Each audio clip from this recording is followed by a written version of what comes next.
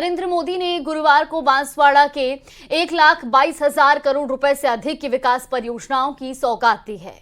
नापला में आयोजित कार्यक्रम में पीएम मोदी ने रिपोर्ट से इन परियोजनाओं का शिलान्यास और उद्घाटन किया और कांग्रेस पर करारा प्रहार किया। देखिए रिपोर्ट।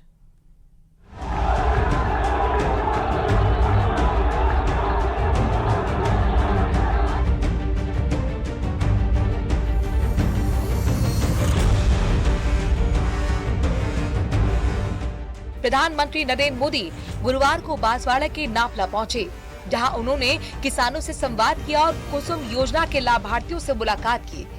इस दौरान उन्होंने राजस्थान को 1 लाख करोड़ रुपए से ज्यादा की योजनाओं का शिलान्यास और लोकार्पण कर मेगा सौगात दी और चिर परिचित अंदाज में कांग्रेस पर करारा प्रहार किया। कांग्रेस राज में आदिवासियों की उपेक्षा, बीजेपी ने पूरी की अपेक्षा।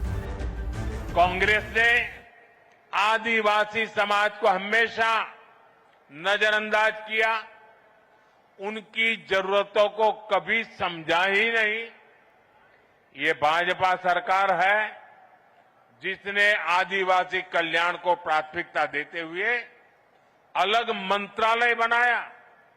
जब अटल जी की सरकार आई तब पहली बार आदिवासी मंत्रालय बना। उसके पहले इतने दशक चले गए, इतने बड़े महान नेता पैदा हो गए, लेकिन आदिवासियों के लिए एक अलग मंत्रालय नहीं बना। ये भाजपा सरकार आई, जब अटल जी आए तब बना। पीएम मोदी ने कहा कि बीजेपी राज में वनवासियों के वन अधिकार संरक्षित किए गए, जिससे आदिवासी अब जंगल के संसाधनों का इस्तेमाल कर रहे हैं। वनवासियों के वन अधिकार संरक्षित किए गए। धरती आबा जनजातीय ग्राम उत्कर्ष अभियान के तहत जनजातीय गांवों को आधुनिक बनाया जा रहा है। भगवान बिरसा मुंडा को लोग धरती आबा के रूप में भी जानते हैं। इसका लाभ 5 करोड़ से ज्यादा आदिवासियों तक पहुंचेगा। आज देश में सैकड़ों एकलव्य मॉडल आदिवासी विद्यालय खोले जा रहे हैं। हमने वनवासियों और अनुसूचित जनजातियों के वन अधिकारों को भी मान्यता दी। पीएम मोदी ने कहा कि कांग्रेस की सरकार ने बिजली के महत्व पर ध्यान नहीं दिया, जबकि सत्ता में आने के बाद बीजेपी ने देश के हर गांव तक बिजली पहुंचाई। कांग्रेस ने लगाई प्रगति पर लगाम, बीजेपी ने उन्नति को दिए आयाम। कांग्रेस ने राजस्थान को लूटकर जो जख्म दिए उसे भरने का काम हमारी सरकार कर रही है। कांग्रेस सरकार में राजस्थान पेपर लीक का सेंटर बन गया था। जल जीवन मिशन को भी कांग्रेस ने भ्रष्टाचार की भेंट चढ़ा दिया था। महिलाओं पर अत्याचार चरम पर था। बलात्कारियों को संरक्षण दिया जा रहा था। कांग्रेस राज में बांसवाड़ा, डूंगरपुर, प्रतापगढ़ जैसे क्षेत्रों में अपराध और अवैध शराब का कारोबार खूब पनपा। पीएम मोदी ने कांग्रेस की नीति ही नहीं बल्कि उसकी नीयत पर भी करारा प्रहार किया। जनता को लूट से मिली निजात।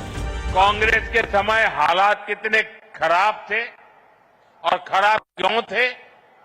क्योंकि कांग्रेस सरकार देशवासियों के ही शोषण में लगी थी। कांग्रेस सरकार देश के लोगों को ही लूट रही थी। कांग्रेस के समय में टैक्स और महंगाई दोनों आसमान पर थी। आपने जब मोदी को आशीर्वाद दिया तो हमारी सरकार ने कांग्रेस की लूट को बंद किया। 1,08,000 करोड़ रुपए से ज्यादा की विकास परियोजनाओं का तोहफा दिया, जो energy, water resources, transport, health and employment जैसे अहम क्षेत्रों को नई दिशा देंगी। लेकिन कांग्रेस पीएम की घोषणाओं को गंभीरता से लेने के लिए तैयार नहीं है। राजस्थान को जो उम्मीदें हैं मोदी जी से, उन पर कोई चर्चा नहीं हो रही है। और विशेष रूप से मैं जिक्र करूं पिछले चुनाव का, तो मोदी जी आए थे। मोदी जी ने राजस्थान के लोगों से वादा किया था कि हरियाणा के बराबर डीजल पेट्रोल राजस्थान के अंदर होगा। वो वादा अभी तक पूरा नहीं हुआ। चूंकि पीएम मोदी का 22 महीने में 16वां राजस्थान का दौरा था, इसीलिए दौरे के सियासी मायने भी निकाले जा रहे हैं। Bureau report, news 18 Rajasthan.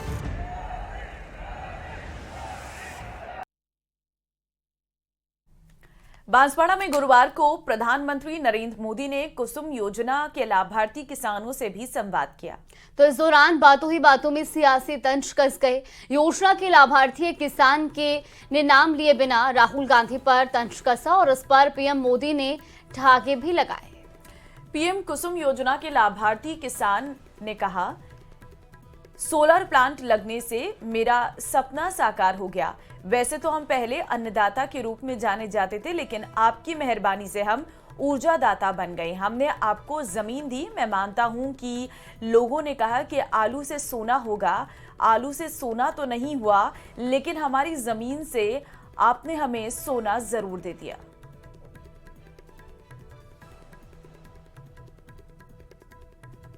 सपना है वो साकार हो गया। वैसे तो हम पहले अन्नदाता के रूप में जाने जाते थे, लेकिन अभी आपकी मेहरबानी से हम ऊर्जादाता भी बन गए।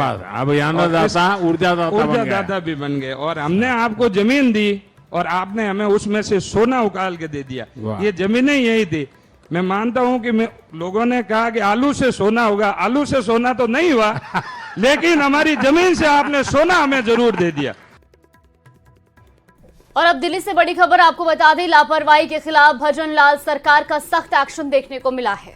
डीओआईटी सचिव अर्चना सिंह के खिलाफ भजन लाल सरकार की बड़ी कार्रवाई। अर्चना सिंह को एपीओ किया गया है। बड़ी खबर आपको दे रहे हैं, डीओआईटी सचिव अर्चना सिंह के खिलाफ कार्रवाई देखने को मिली है। अर्चना सिंह को एपीओ किया गया। भजन लाल सरकार का ये बड़ा एक्शन देखने को मिल रहा है। तो लापरवाही के चलते ये एक्शन लिया गया और ये बड़ा एक्शन जिसमें अर्चना सिंह को एपीओ किया गया है। इस वक्त की बड़ी खबर आपको बता रहे हैं।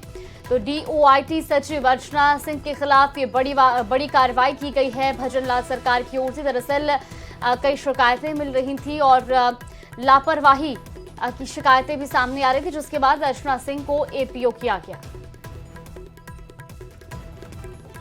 बढ़ते आगे, बाड़मेर से बड़ी खबर आपको देंगे। पूर्व विधायक मेवाराम जैन की कांग्रेस में वापसी हो गई है। कांग्रेस प्रदेश प्रभारी सुखजिंदर सिंह रंधावा ने इसको लेकर आदेश जारी किया है।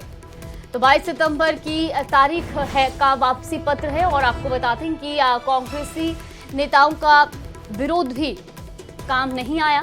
न्यूज 18 राजस्थान ने पहले ही इसकी जानकारी दे दी थी और अब न्यूज 18 राजस्थान की खबर पर मोहर लगी है। पूर्व विधायक मेवाराम जैन की कांग्रेस में वापसी हुई है। तो इस वक्त की बड़ी खबर आपको बता रहे हैं, पूर्व विधायक मेवाराम जैन ने कांग्रेस में वापसी कर ली है और 22 सितंबर की तारीख का वापसी पत्र भी सामने आया है।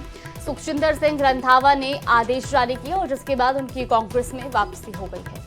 बिल्कुल, साल 2024 में डोटासरा ने मेवाराम को निलंबित किया था पार्टी से, क्योंकि उनके ऊपर एक महिला ने गैंगरेप का मामला दर्ज कराया था।